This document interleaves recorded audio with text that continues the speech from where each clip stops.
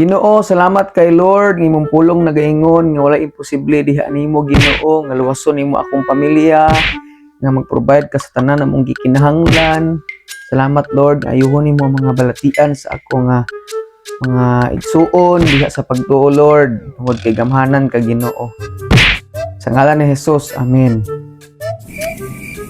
Tinuod ba kang tubagon sa Ginoo mga pag-ampo ba? Tinuod ba kang maluwas sa akong pamilya? Tinuod ba kang mag-provide ka siya no? Sa akong mga panginahanglanon? Ito pagid nga maayo ang mga balatian sa akong mga higala, akong mga igsuon sa pagtuo.